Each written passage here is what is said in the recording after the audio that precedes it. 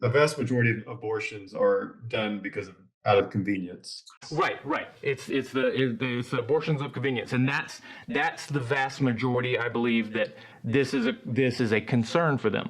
Yeah. That's who, and I think that that is a large portion of the populace. Maybe I'm wrong. Again, I don't have those. I don't have those data. But obviously it's a. It seems to be.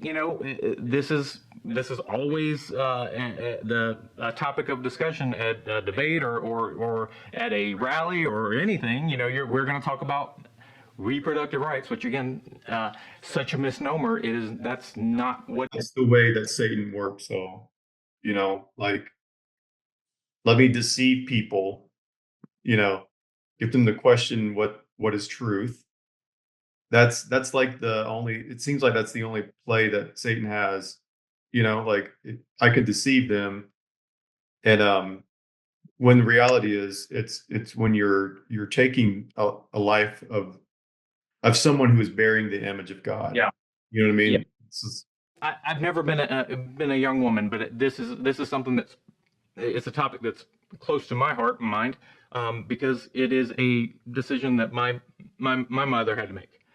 And so while I'm a man, I feel as if I still do have a bit of I get to have a little bit of a say because I'm a life that's here because she decided not to do the thing that she thought was going to be this is going to be better. This is the solution.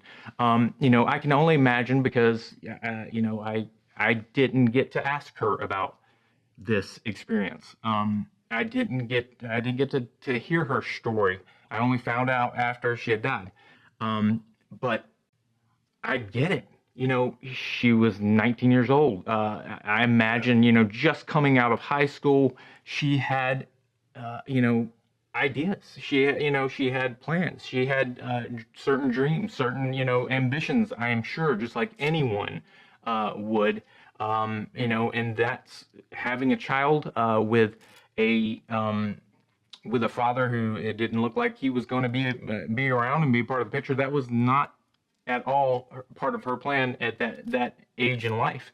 And so it becomes a real concern. It becomes a concern on, about, will you, how are you going to take care of this child? How, not only financially, but just, this is all sudden and new. And I don't have the other half of the equation in this and the father or the dad to be around, which is, like you say, which is fundamental to our society. To have a family, to have a full, both a mother and father figure there to be able to raise individuals. So I get it. It's got to be a nerve-wracking decision, and the only way that you can make that decision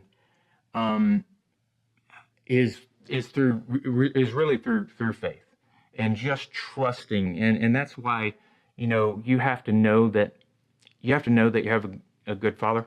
You have to know that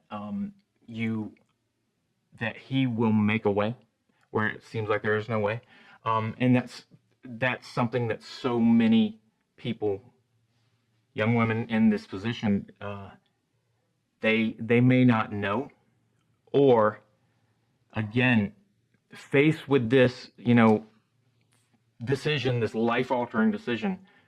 I mean, how many of us, still knowing what we know, knowing whose we are, we still can get swept up and carried away with our situation, circumstances, with the world around us, and we become afraid, and we think that this is not a viable option for me.